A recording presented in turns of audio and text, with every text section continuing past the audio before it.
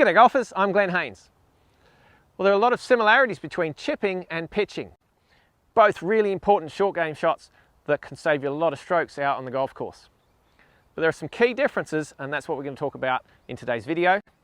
And to wrap it up, we're going to show you a great drill that's going to help you improve both aspects of the short game.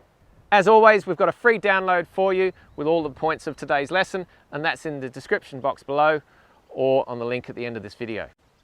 Welcome to Aussie Golf Pros. I'm using a Cleveland Zip Core sand wedge set at 55 degrees for both the chip shot and the pitch shot. So number one, let's start with the setup. There's only going to be one difference between the chip and the pitch, and that's how far away from the ball we stand. With a chip shot, we want to get very close to the golf ball. We want to get our eyes over the ball, and that's going to give us plenty of control over this chip.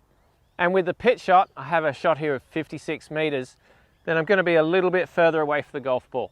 Still not as far as a full swing, but definitely quite a bit further away than with the chip shot. Number two is pretty obvious. With the chip shot, the swing's going to be fairly short, and we want the shaft pointing down at the ground, both at the backswing and the follow through.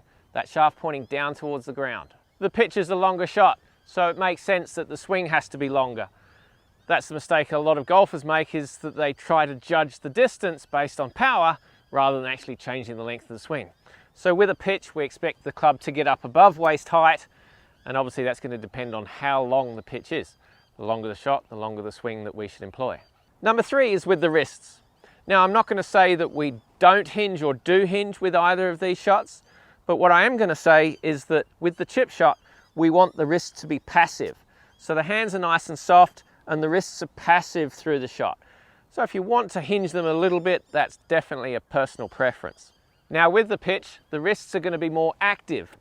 Obviously they're going to hinge a little bit more, but the point is here that there's going to be a little bit more of a release and zip through the ball to get a bit more spin and control over the shot.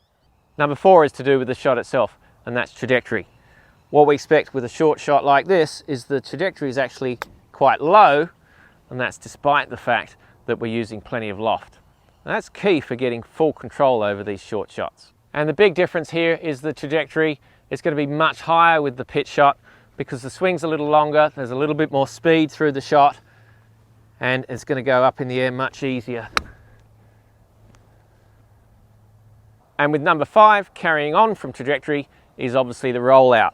We're expecting the ball to roll out with these shots and release as it hits the green.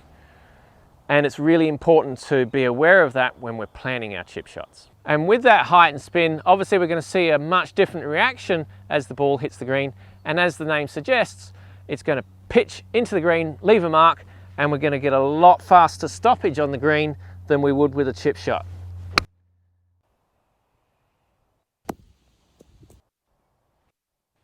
And of course, you should repair those pitch marks before you play the next hole. Just using a tee or a pitchfork, and let's leave the green the way we found it. One of the key similarities between chipping and pitching is the importance of rotating. We definitely want to turn through the shot, and we want to stay connected. What that means is we want the arms and the trunk to work together through the shot.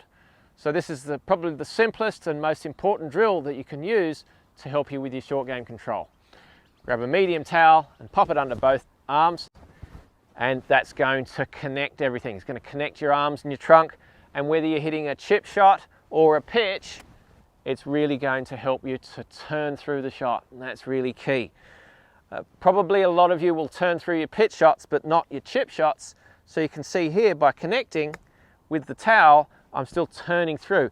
Even so, this is a very short shot, it's still important to rotate through the shot, and that's gone right next to the pin. So connection, turning through, whether it's a chip or a pitch, a super important but really easy drill, a simple drill that's going to help you sharpen up your short game.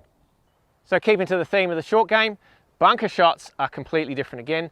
If you want to learn the difference between your bunker shots and your chipping, then watch this video next. We've got our free training guide, which is all specific to today's lesson, along with the drills, free download there. Thanks so much for watching. We look forward to your company next week. Are you the best golfer you can be?